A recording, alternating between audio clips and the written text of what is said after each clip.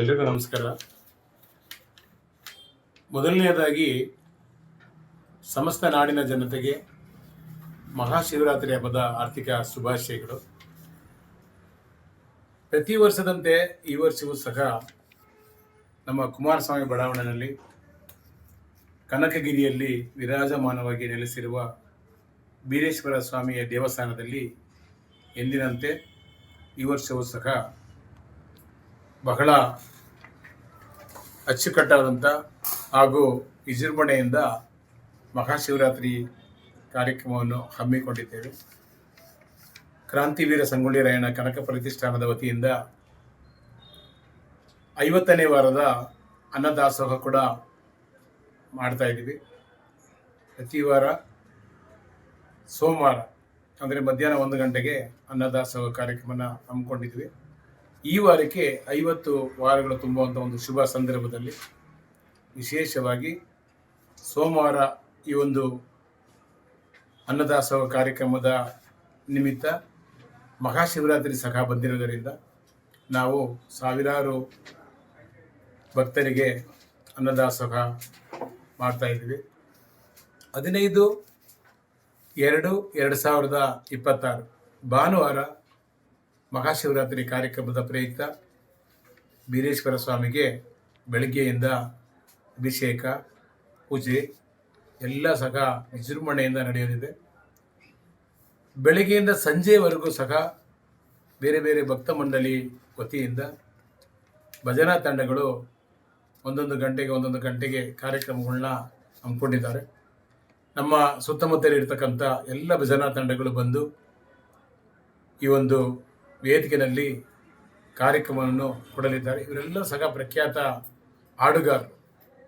ಇವರೆಲ್ಲರೂ ಸಹ ಬಂದು ದೇವರ ಕೀರ್ತನೆಗಳನ್ನು ಹಾಡಲಿದ್ದಾರೆ. ಕರ್ನಾಟಕ ಕನ್ನಡ ಸಂಸ್ಕೃತಿ ಇಲಾಖೆ ವತಿಯಿಂದ ಹಲವಾರು ಜನಪದ ಕಲಾ ತಂಡಗಳು, ಸುಗಮ ಸಂಗೀತ, ದೇವರ ಕೀರ್ತನೆಗಳು, ಸಿದ್ದಪ್ಪಾಜಿ, ಮಂಟೇಸ್ವಾಮಿ, ನೀಲಿಗಾರರ ಪದಗಳು, ಅದೇ ರೀತಿಯಲ್ಲಿ ಹರಿಕತೆ, ಇಷ್ಟೆಲ್ಲ ಕಾರ್ಯಕ್ರಮಗಳನ್ನು ಸಹ ನಮ್ಮ ಕ್ರಾಂತಿವೀರ ಸಂಗೊಳ್ಳಿ ರಾಯಣ್ಣ ಕನಕ ಪ್ರತಿಷ್ಠಾನದ ಆಶ್ರಯದಲ್ಲಿ ನಡೆಯುತ್ತೆ.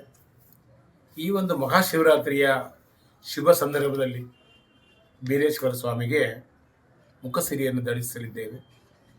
ನೂತನವಾದಂಥ ಮುಖವಾಡವನ್ನು ಬೀರೇಶ್ವರ ಸ್ವಾಮಿಗೆ ಅಲಂಕರಿಸಲಿದ್ದೇವೆ.